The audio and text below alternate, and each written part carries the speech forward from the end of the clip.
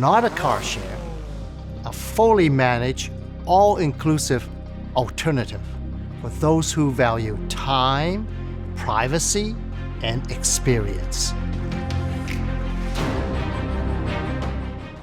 This shoot was so fun. It was a sports car, luxury brand, and they wanted me to do an interview, which I really enjoy, and they wanted me to shoot some B-roll of sports cars driving around. So it was really fun. I wanted to make this interview look super good, so I'll go over kind of how we did this, the gear we used.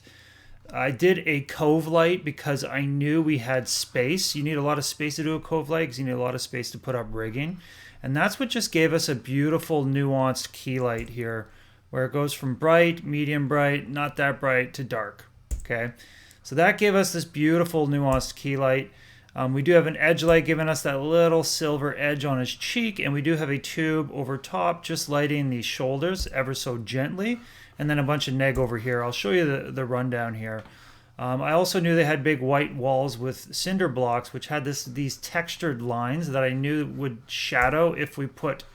So we just put literally two cob lights. I don't even remember what they were, with just the reflector dish that comes like with the light.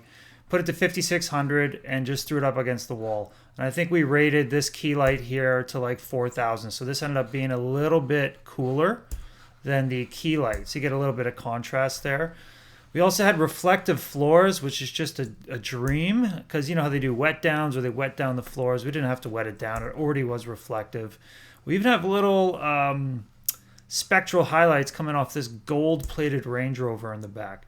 These are all things that work for us. Of course, the subject himself, Mark, super charismatic, very intense, you know, looking at you in the eye as he's talking. Let's take a look at some of the BTS here. And I think this one is the more informative.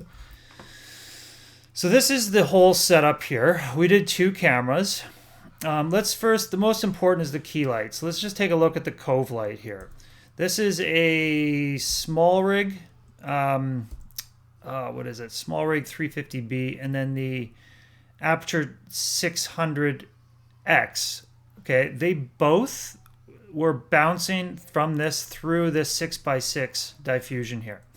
We did not have to put a grid on the diffusion because there's nothing in the background for the spill to pollute.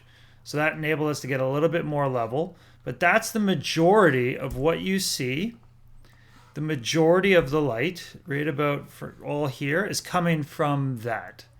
But this edge here, where it's just so subtly brighter, right, that comes from, it's kind of buried here. You can't really see. Hold on.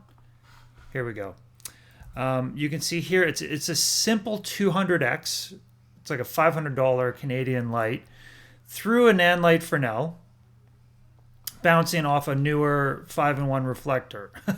And all it did is it created this hard pool of light. Now, in reality, this is about 3 by 2 feet big. We weren't even using the entirety of this because when we tried to back it up too much, the levels lowered. So we kind of reached a mid-ground. But that's your key. That's your cove light. Okay, this bounce through here, it gives you the majority of your light, and then this here just gives you that little bit of a hotter edge, which creates that beautiful gradient. Now, while we're here, we had a tube light. Again, no grid on it. That's just giving us the hair light. It's very subtle. And of course, neg here. Okay, and if you look, that's a big reason we had beautiful thick shadow right there on his face. Even here as it falls off, that's really important that we put that there, because if you look, there's a bunch of white walls here. So all that's going to bounce onto him otherwise. What we also had here, you can barely see it, but there's an F21C back here on a stand, and it is the one giving us that silver little edge here. And that's basically it. You can see the two cob lights there just shining up the wall. One other thing we did have, I don't even know if you can see it in here. Yep, okay. This seat being lit up here, this seat, see the red seat right there being lit up? We had little Aputure pucks inside the interior. I wish I had more, that I could do, but just didn't work out. So that's how we did this masterclass style interview. A big thanks to Mark because it was such a fun shoot. So thanks for watching, guys.